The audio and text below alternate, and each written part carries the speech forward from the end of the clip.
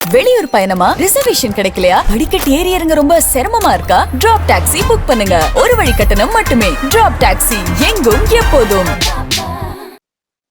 உங்கள் அனைவருக்கும் என்னுடைய அன்பான வணக்கம். கிறிஸ்துவ நல்லெண்ணெய் இயக்கம் நடத்தும் இந்த மனிதநேய மகத்துவ கிறிஸ்துமஸ் பெருவிழா மூலமா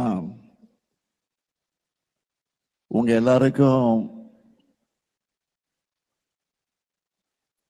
எல்லாருக்கும் மட்டுமல்ல, தமிழ்நாடு முழுக்க இருக்கக்கூடிய கிறிஸ்தவ மக்களுக்கு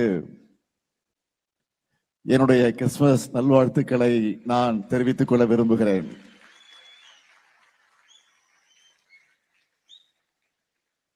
இந்த விழாவை ஒரு மதத்தின் விழாவாக இல்லாம மனிதநேய மகத்துவ விழாவாக கொண்டாடுகிற உங்க எண்ணத்துக்கு என்னுடைய பாராட்டுக்கள், வாழ்த்துக்கள்.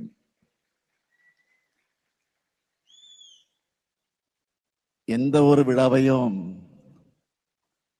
பிரம்மாண்டமா நடத்தி அசத்தி கொண்டிருக்கக்கூடிய நம்முடைய பாசத்துக்குரிய இனிகோ இருதராஜ் அவர்கள் திருநெல்வேலியை நோக்கி தமிழ்நாட்டையே திரும்பி வைக்கக்கூடிய அளவுக்கு இந்த விழாவை பிரம்மாண்டமா நடத்திக்கிட்டு இருக்காரு.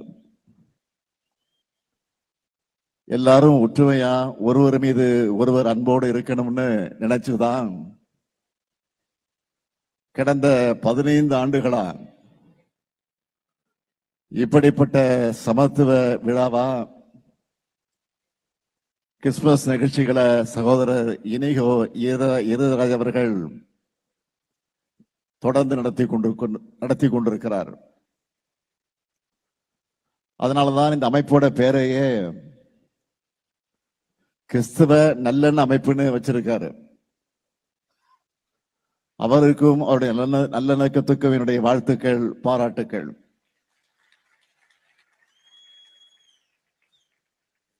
இந்த விழாவில் தென்னிந்திய திருச்சபை திருநெல்வேலி திருவனந்தபுரம் சார்பாக அமைக்கப்பட்டிருக்கக்கூடிய சாரால் தக்கர் கன்வென்ஷன் சென்டர் பிரதான நுழைவாயில திறந்து வைக்கக்கூடிய வாய்ப்பை பெற்றமைக்கு நான் உள்ளபடிய பெருமை அடைகிறேன். ஏன்னா தன்னுடைய வாழ்நாள்ல இந்தியாவுக்கு வராமலே தன்னுடைய சகோதரி எழுதின கடிதம் மூலமா இங்கே நிலவின பிற்போக்குத்தனங்களை அறிந்து அதனை போக்க கல்வி எனும் அறிவொளியை வழங்கின மாற்றுத்திறனாளி பெண்தான் சாரால் தக்கர் அவர்கள். தென் தமிழ்நாட்டில் ஏராளமான பெண்கள் படிச்சு கல்வி அறிவு பெறுவதற்கு அடித்தளமா இருக்கிறது இந்த சாரால் தக்கர் போன்ற கல்லூரிகள் தான். கிறிஸ்துமஸ் விழா என்பது தேவாலயங்கள்ல மட்டுமில்லாம தெருக்கல்ல, வீதிகள்ல, பணியிடங்கள்ல கொண்டாடப்படக்கூடிய விழாவா இருக்கு. கிறிஸ்துமஸ் விழா என்பது நம்பிக்கையை விதைக்கக்கூடிய விழாவா, பரிவு காட்டும் விழாவா, அமைதிக்கு வழிகாட்டும் விழாவா, மகிழ்ச்சியை கொண்டாடும் விழாவா இருக்கு. அதனாலதான் மதங்களை கடந்து அனைத்து மக்களும் கிறிஸ்துமஸ் நாள்ல வாழ்த்துக்களை பகிர்ந்துக்கிறாங்க. அன்பு நெறியை பண்பு நெறியா வளர்த்தெடுக்கிறது தான் கொண்டாட்டங்களோட அடிப்படையா இருக்கணும். வெறுப்புணர்ச்சி என்பது பாவங்களைத்தான் செய்ய தூண்டும். ஆனால் அன்பு என்பது அத்தனை பாவங்களையும் போக்கும். அப்படிப்பட்ட அமைதியான அன்பான சமுதாயத்தை, சகோதரத்துவ உணர்வுமிக்க சமுதாயத்தை கட்டமைக்க வேண்டிய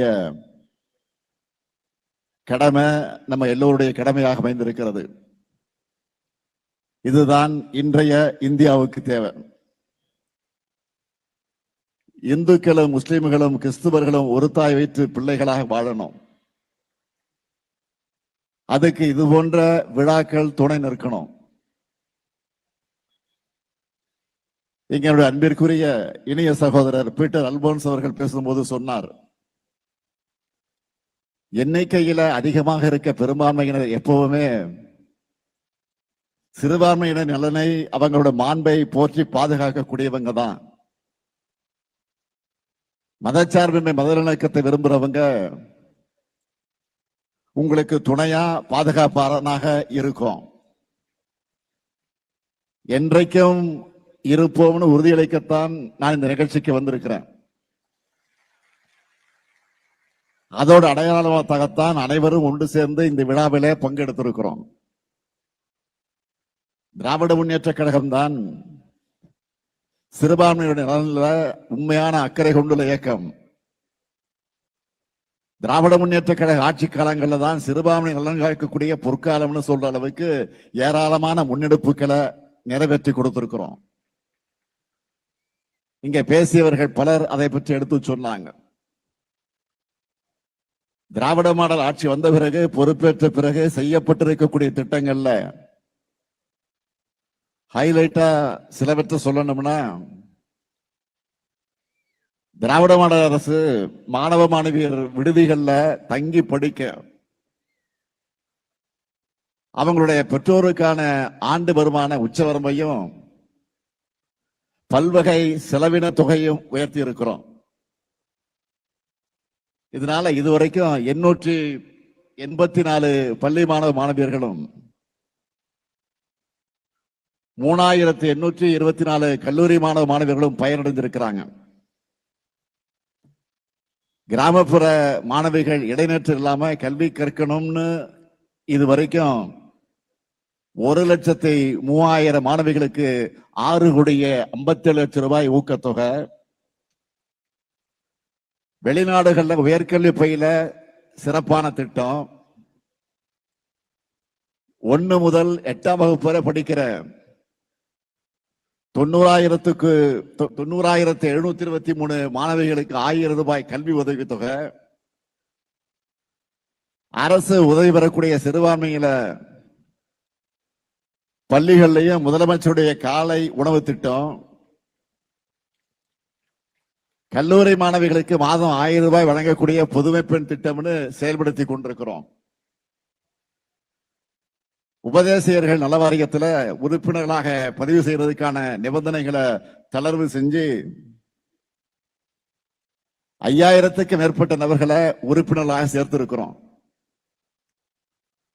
திருநெல்வேலி, சிவகங்கை, மதுரை மற்றும் தேனி ஆகிய மாவட்டங்கள்ல கூடுதல் கிறிஸ்தவ மகளிர் உதவக்கூடிய சங்கங்களை உருவாக்கி தமிழ்நாட்டில் இருக்கிற 46 சங்கங்களுக்கு அரசு இணை மானியமாக 13,86,00,000 வழங்கி இருக்கிறோம்.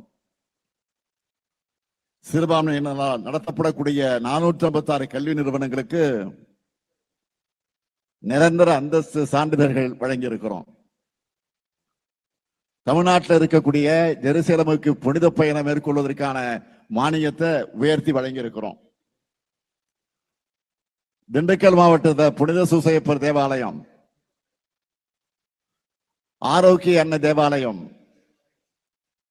மற்றும் தென்காசி மாவட்டத்தில் மறுமலர்ச்சி ஜெப ஆலயம்னு தமிழ்நாட்டில் 16 தேவாலயங்களை 2,15,00,000 ரூபாய் மதிப்பீட்டில் புனரமைச்சிருக்கிறோம்.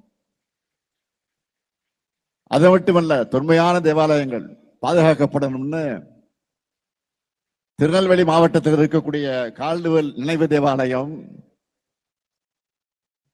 மதுரை மாவட்டத்தில் இருக்கக்கூடிய புனித ஜார்ஜ் தேவாலயம், சிவகங்கை மாவட்டத்தில் இருக்கக்கூடிய புனித இருதய ஆண்டவர் தேவாலயம், கன்னியாகுமரி மாவட்டத்தில் இருக்கக்கூடிய புனித சேவியர் தேவாலயம், திண்டுக்கல் மாவட்டத்தில் இருக்கக்கூடிய டாலர்ஸ் தேவாலயம்னு 12 மாவட்டங்கள்ல 20 கோடி ரூபாய் மதிப்பீட்டில் புனரமைப்பு பணிகள் நடந்து கொண்டிருக்கிறது.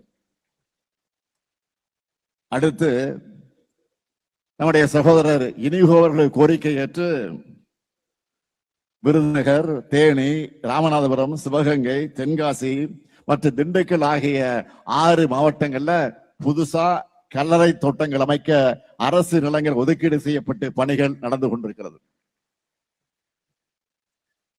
திருநெல்வேலி, தேனி, ராமநாதபுரம், திண்டுக்கல் உள்ளிட்ட 13 மாவட்டங்கள்ல கல்லறை தோட்டங்களுக்கு சுற்றுச்சுவர் அமைக்க 5 கோடி ரூபாய் நிதியை விடுவிச்சிருக்கிறோம். சிறுபான்மையினர் அதிக வசிக்கக்கூடிய திருநெல்வேலி, தூத்துக்குடி, தென்காசி, கரூர் உள்ளிட்ட 11 மாவட்டங்கள்ல 597 கோடி ரூபாய் மதிப்பீட்டுல அரசு மருத்துவமனைகள்ல கூடுதல் உட்கட்டமைப்பு வசதிகளை ஏற்படுத்தி இருக்கிறோம். அடுத்து சிறுபான்மையின மக்கள் கல்வி, பொருளாதாரம், சமூக ரீதியாக உயர வேண்டும் என்று கல்வி கடன், சுயதொழில் தொடங்க சிறப்பான திட்டங்கள். வெற்றி நிச்சயம் திட்டத்துல சிறுபான்மையின இளைஞர்களுக்கு முன்னுரிமை, ஓய்வூதிய திட்டங்கள் ஆகியவற்றை வழங்கிக்கிட்டு இருக்கிறோம். டிசம்பர் 18ஆம் நாள் மாநில அளவில் சிறுபான்மையுடைய உரிமைகளால் விழாவா சிறப்பாக கொண்டாடி கொண்டிருக்கிறோம். மாநில சிறுபான்மையினர் ஆணையம் மூலமா கல்லூரி மாணவ மாணவிகளுக்கு பேச்சு போட்டிகளை நடத்தி அவங்களுடைய மொழி, ஆளுமை உள்ளிட்ட திறமைகளை வெளிக்கொண்டு வந்திருக்கிறோம். இப்படி என்னால் இன்னைக்கு முழுக்க லிஸ்ட் போட்டு சொல்லிக்கிட்டே இருக்க முடியும். அந்த அளவுக்கு உங்களுக்கு பார்த்து பார்த்து திட்டங்களை செயல்படுத்தி கொண்டிருக்கிறோம். இந்த நிகழ்ச்சிக்கான அழைப்பிதழை எங்கிட்ட கொடுக்க வரும்போது சில கோரிக்கைகளையும் இனிகோ அவர்கள் கொண்டு வந்தார். இனிகோ கேட்டா இல்லைன்னு சொல்ல முடியுமா?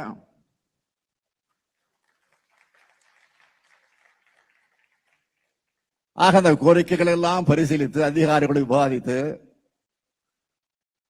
அந்த அடிப்படையில முதல் அறிவிப்பாக நான் இங்கு அறிவிக்க விரும்புவது, சிறுபான்மை கல்வி நிறுவனங்களின் ஆசிரியர் தேர்வு கமிட்டியில அந்தந்த நிறுவனங்களின் பிரதிநிதிகள் மட்டுமே இருந்து ஆசிரியர்களை தேர்வு செய்வதற்கான அரசாணையில கையெழுத்து போட்டுட்டு தான் இந்த நிகழ்ச்சிக்கு நான் வந்திருக்கிறேன்.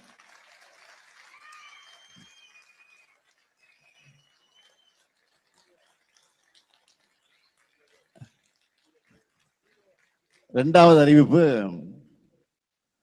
ராமநாதபுரம் மாவட்டம் கடலாடி வட்டம் மூக்கையூர் கிராமத்தில் இருக்கிற தொன்மை வாய்ந்த புனித யாக்கோபு தேவாலயம் 1,42,00,000 ரூபாய் மதிப்பீட்டில் புனரமைக்கப்படும். மூணாவது அறிவிப்பு, ஆசிரியர் தகுதி தேர்வு பிரச்சனையில சிறுபான்மை கல்வி நிறுவனங்கள் சந்திக்கிற சிரமங்களை பற்றி என்கிட்ட நேரடியா கோரிக்கை வச்சதை தொடர்ந்து அதிகாரிகளோட தீவிர ஆலோசனை நடத்தின. அதை தொடர்ந்து அரசு வழக்கு விசாரணையை நீட்டிக்கிறதுக்கு பதிலா இந்த விவகாரம் தொடர்பா உச்ச நீதிமன்றத்தில் மாநில அரசால் தாக்கல் செய்யப்பட்ட வழக்குகளை திரும்ப பெற்றோம். இந்த நடவடிக்கையை தொடர்ந்து டெட் தேர்வு தொடர்பான அரசியலமைப்பு சட்ட கேள்வி குறித்து மாண்புமை உச்ச நீதிமன்றம் 7 நீதிபதிகள் கொண்ட அமர்வு ஆராய உத்தரவிட்டிருக்கு. இந்த அணுகுமுறையால சிறுபான்மை கல்வி நிறுவனங்கள்ல 1439 ஆசிரியர்கள் நியமனம் செய்யப்பட்டிருக்காங்க என்பதை மகிழ்ச்சியோடு நான் தெரிவிச்சுக்கிறேன். நான்காவது அறிவிப்பு, புதிய விதிமுறைகள் நடைமுறைக்கு வர்றதுக்கு முன்னாடியே நியமிக்கப்பட்ட 470 ஆசிரியர்கள் நியமனங்களுக்கு ஒப்புதல் அளிக்கப்பட்டு கிறிஸ்துமஸுக்குள்ள அதற்கான ஆணைகள் வழங்கப்படும். போதுமா? போதும்ல? திருப்தியா?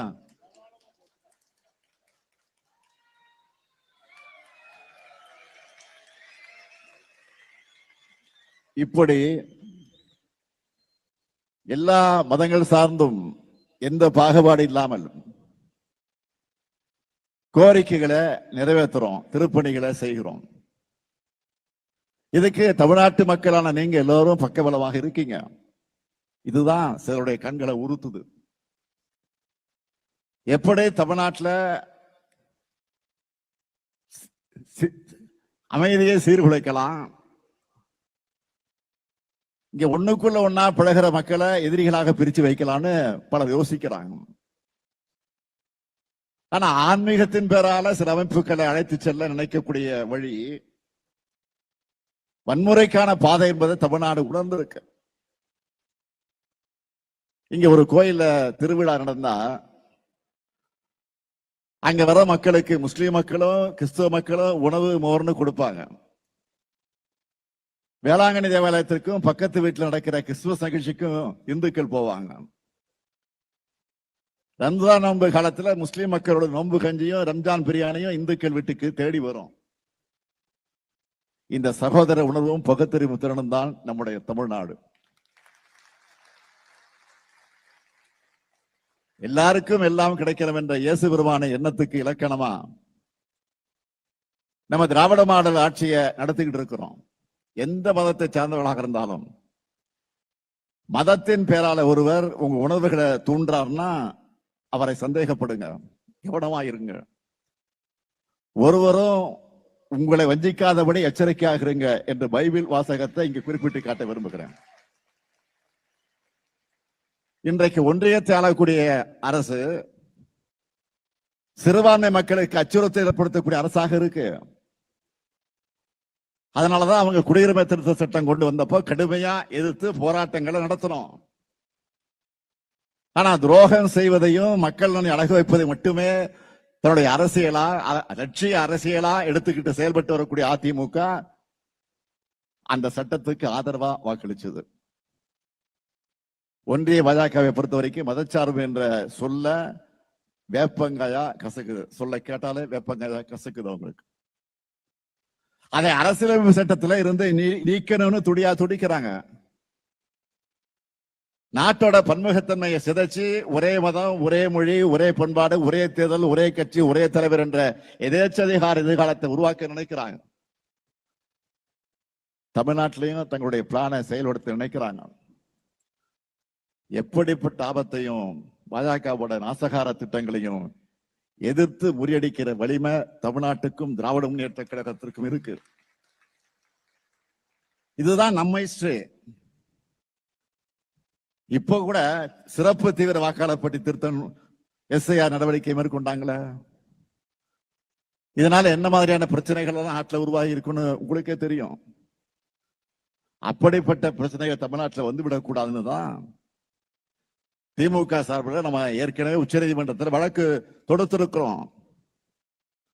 ஒரு பக்கத்தில் நீதிமன்றத்தில் சட்ட ரீதியாக போராட்டத்தை தொடர்ந்தாலும் மக்கள் மன்றத்தில் ஒவ்வொருத்தர் வீட்டுக்கும் போய் அவங்களுடைய வாக்குரிமையை உறுதி செய்ய திமுக நிர்வாகிகள் துணையாக இருந்தாங்க.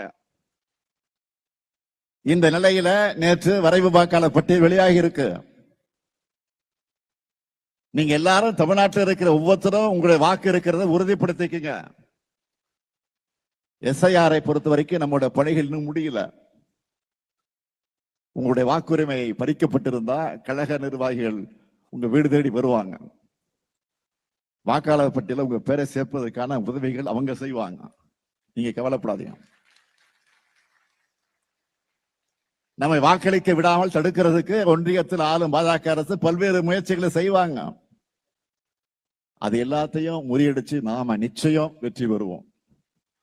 உங்க நலனையும் உரிமைகளையும் பாதுகாக்க திராவிட முன்னேற்ற கழகமும் திராவிட மாடல் அரசும் என்றைக்கும் உங்களுக்கு துணை நிற்கும். நீங்களும் எப்பொழுதும் எங்களுக்கு துணை இருக்க வேண்டும் என்ற வேண்டுகோளை எடுத்து வைத்து சமாதானம் பண்ணுகிறவர்கள் பாக்கியவான்கள், அவர்கள் தேவனுடைய புத்திரர்கள் எனப்படுவார்கள் என்கின்ற பைபிளையும் தெளிவாக குறிப்பிடப்பட்டிருக்கிறது. உங்கள் செயல் அனைத்தும் அன்புமயமாக இருக்க வேண்டும். உங்கள் மீது அன்பாக இருப்பதை போலவே அடுத்தவர் மீது அன்பாக இருங்கள் என்று இயேசு பெருமானின் மொழிகளை எடுத்துச் சொல்லி விடைபெறுகிறேன். நன்றி, வணக்கம்.